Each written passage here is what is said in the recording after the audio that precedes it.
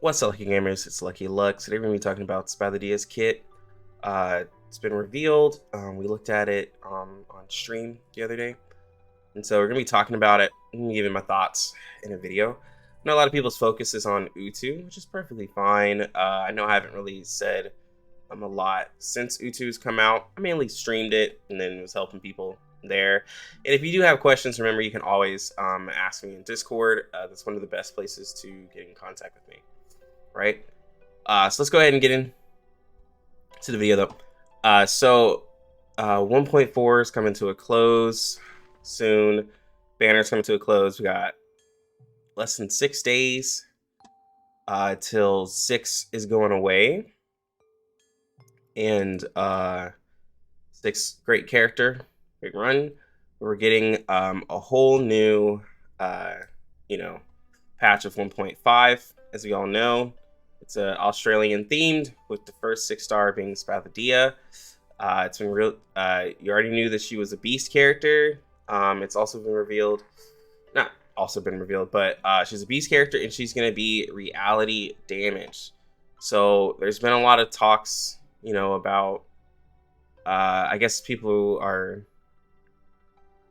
talking about, I guess, the beast characters, because there was Centurion, everyone kind of re-rolled for, and then Melania, and then now there's Spathodea, which, like, I guess the way I look at it, since I really didn't re-roll for Centurion, like, Centurion was a standard banner character, so I don't really put her as somebody that people had to roll for, because, like, people decided to re-roll for her.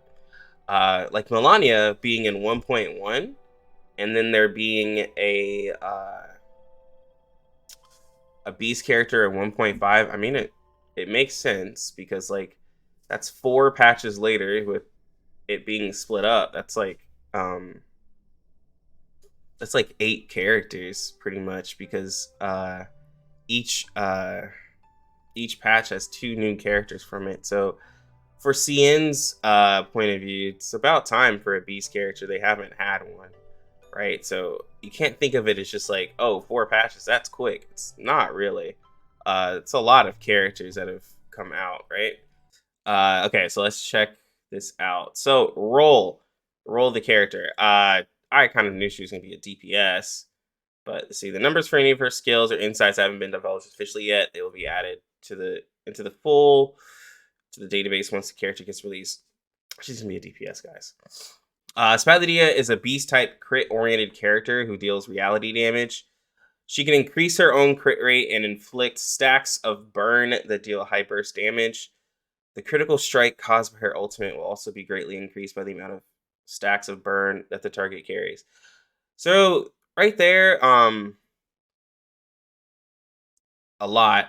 So she's reality. She's gonna use burn, which nobody uses burn.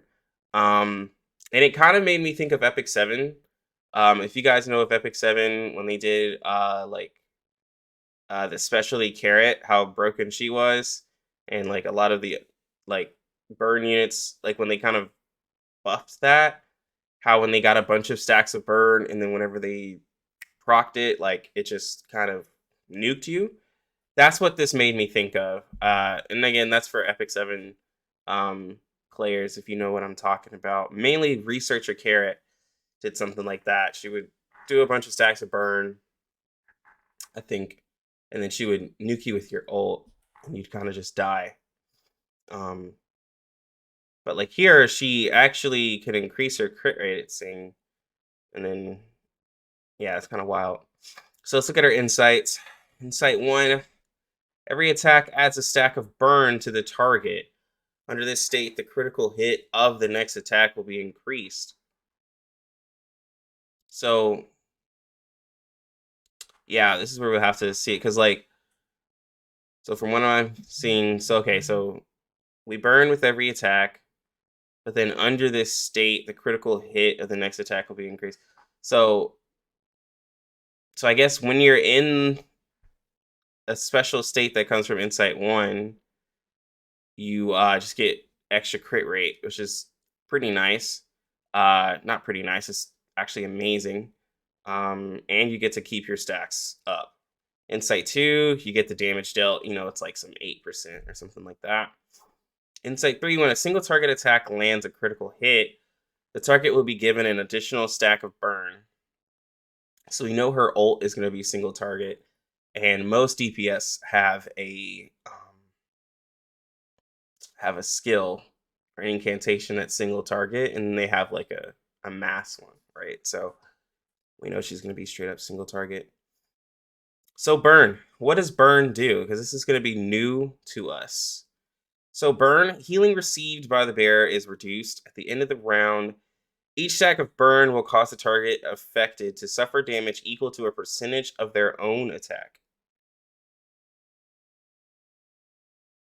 Interesting. I wonder if there's a maximum to that. Because, like, if you do it to an enemy, percentage of their own attack. Yeah, I wonder if it's not Genesis damage. I wonder how hard it's going to actually hit. And if it's off of their own attack, because not everything has its own. I don't know. That's kind of weird. But okay. After each round ends, half of the burn stacks will be consumed. Ooh. Multiple stacks of burn are considered as one negative status. Huh. Okay. I mean,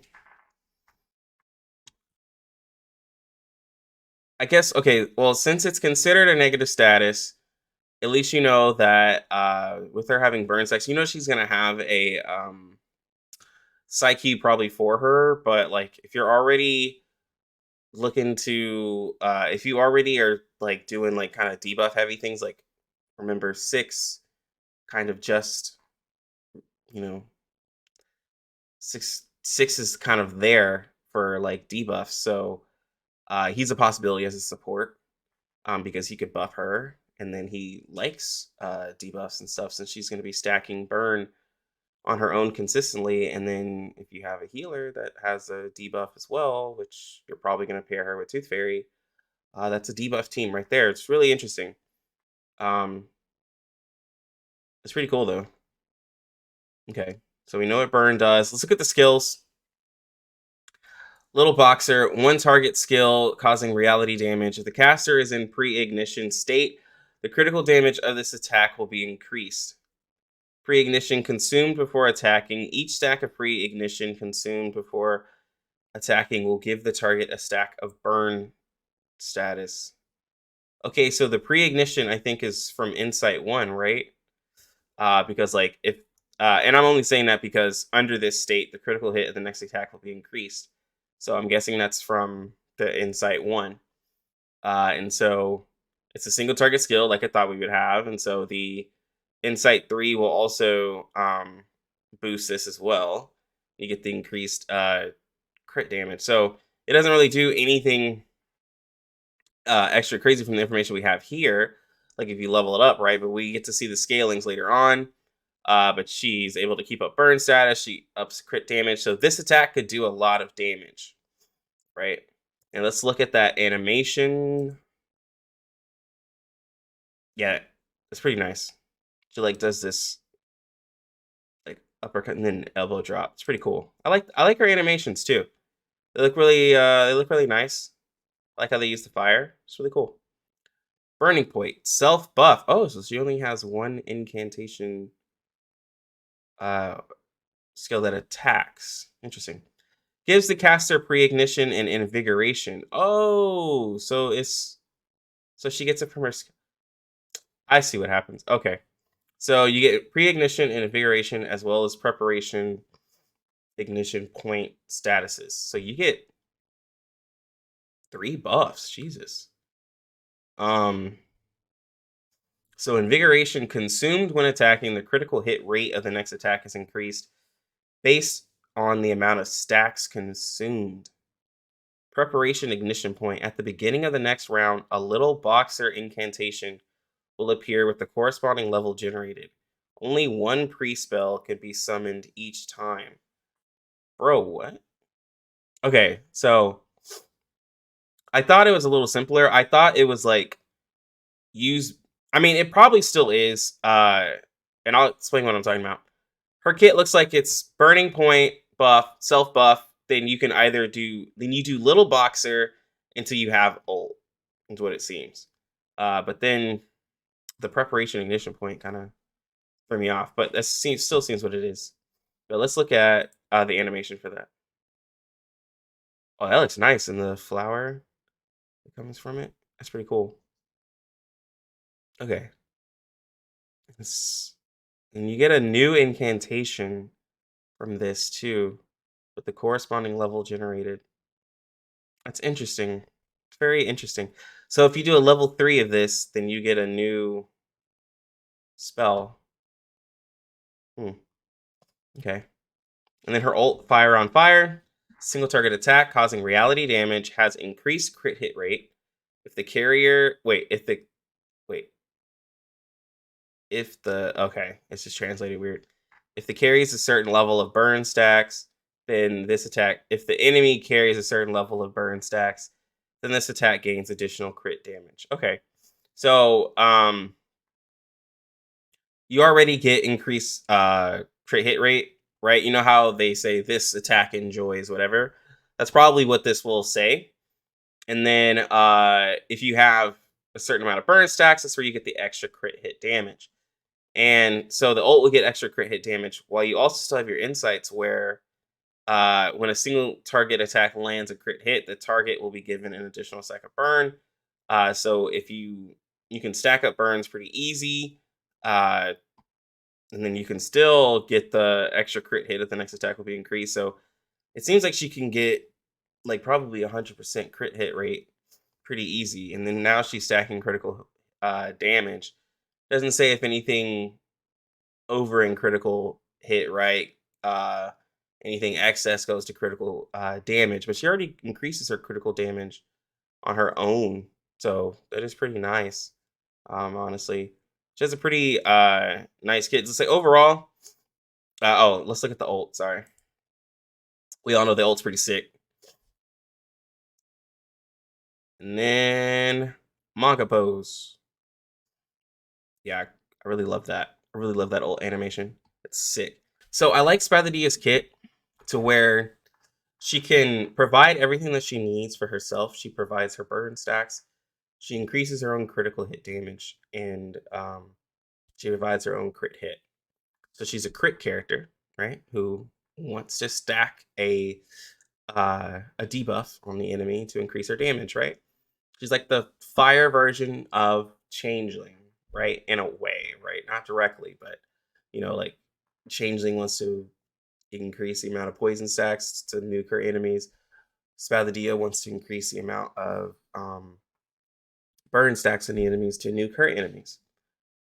So like when I compare Spathodea to like the crit character we have now, like I'm just gonna say Lilia.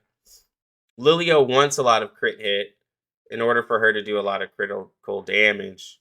But she doesn't provide it for herself. She doesn't have a buff that she gives herself. She doesn't, provide any of these things. Whereas like, Regulus does, right? To give herself crit hit, critical rate. And so like this is where characters like these are sought after because it's like they can do everything on their own and you can pair them with more characters because it's like, well, she already gives herself crit hit rate. She already gives herself critical damage. She already provides the burn. Now you can just get somebody who can just amplify the damage, you know. Tooth Fairy, like sure, you can use Tooth Fairy with her, but like maybe she like might not have to use Tooth Fairy with her. Maybe you can use like somebody else, right? And then save Tooth Fairy for another team because there's only one Tooth Fairy, right? Like, or maybe you just don't want to get Tooth Fairy and you want to use it like, characters that provide themselves with their own buffs and do all that, like, and don't have to depend on somebody else are just kind of sought after a lot more, right? And I've been saying that about the new characters. The new characters, like, give themselves their own, like, different buffs. They're able to provide themselves with a great amount of power, or they have just like stacks or something that they go with. And so that's kind of what makes them a little crazy, right? Like the fact that she has a debuff here with the burn. So now that means she can be a blasphemer. user with going in team with debuff heavy. That's why I mentioned like 6, because 6 can be an option for her. Someone was saying like 37. I wouldn't necessarily say 37 is the teammate for her, but like because she doesn't do any follow up attacks from what it seems. Um, but like the attack buff, I guess, from 37. But you still have characters like Shemaine that could probably pair with her. You got Pickles. Pickles could pair with her crazy because the amount of damage she might have on her scaling. So I think she has a pretty powerful kit. Now, what everyone's probably thinking, is she going to be better than my waifu Centurion? You want me to be honest? Just by looking at this kit, um, single target wise, yes. Uh, Centurion can't compete. Centurion has a single target skill that gets up by the Moxie, but like the the critical hit and the critical rate and the critical damage that Spathodea is going to be able to do, also with having the burn stacks and having a really synergistic kit going all around it, it's going to probably blow Centurion's damage out the water, single target wise. And I can't say uh Spathodea will be better than her overall, because somebody would argue, well, Centurion still has a mass ult, so she has AoE. So I'm gonna try to save myself from that in the comment section, because everyone wants to hold on to their waifu. But look, Spathodea looks strong. That's all I can say. Now, someone's probably asking, is Spathodea gonna be better than my wife who I just summoned, Melania? I'm not sure. But also, those are two different types of characters. One's also mental damage, and the other is reality damage, right? I think comparing Melania versus Spathodea, the way that Melania's kit works, she spams ult consistently. Like she is able to steal Moxie, so that gives her more than just damage, right? She can kind of control the pacing of the battle because you can steal Moxie, gain Moxie really quickly, and just keep ulting and ulting, especially for those of you who got her second portrait, right? You guys are having a wonderful time. Like, Melania is definitely not a character to sleep on. I think that Spathodea will just also be a great addition. Doesn't have to completely. You don't have to say, "Oh, this character Spathodea is going to power creep Melania." Like, no, it's just you have options, right? Uh, Beast characters had nobody for the longest time. Now Beast has 3 characters, right? So now it just gives you more options for Beast characters. So, uh, but like if you want, but people like to hear who's the best. Right now, Spathodea, just crit wise, is going to be a really strong crit character. So for those of you who have those of you who are NCN who have Tooth Fairy, you will love Spathodea. For those of you who will be getting Tooth Fairy uh in the next upcoming banner on global, you will love Spathodea. I think she will be a very strong character. I think she'll be very strong. Let me see if they have anything else. No, just more images. Yeah. When she comes out, I'll be getting her because she's guaranteed for me. So we'll be able to test her out. I don't have Tooth Fairy on CN. I don't think we need it, but I'll be uh, farming for her, like just at least farming up dust and stuff, and then trying to get some beast mats. But yeah, I'm excited to get her. We'll see what she's like. But I think she'll be a great addition to the account and just a great addition to the game overall. Her kit looks really nice. But guys, that's all I pretty much have. Let me know what you think about her kit. Let me know what you think about how she'll fit into the game, into the meta. If you want to guess a tier on her, you can go ahead and do that in the comment section. Like the video if you enjoyed it. I apologize for my energy. I'm like still struggling with the flu. Like I'm trying to hold back all the coughing and sneezing and stuff. So it's just really difficult. And make sure to sub us to the channel. Still trying to push out R99 stuff. I know my upload slowed down, but been suffering from a flu. And so I shouldn't even be doing videos, but I just have to. Uh but yeah, just make sure you click the bell knowing when I upload videos and whenever I go live. Anyways, I'm gonna go and get out of here. You lucky gamers, have a good one. Lucky Lucks out.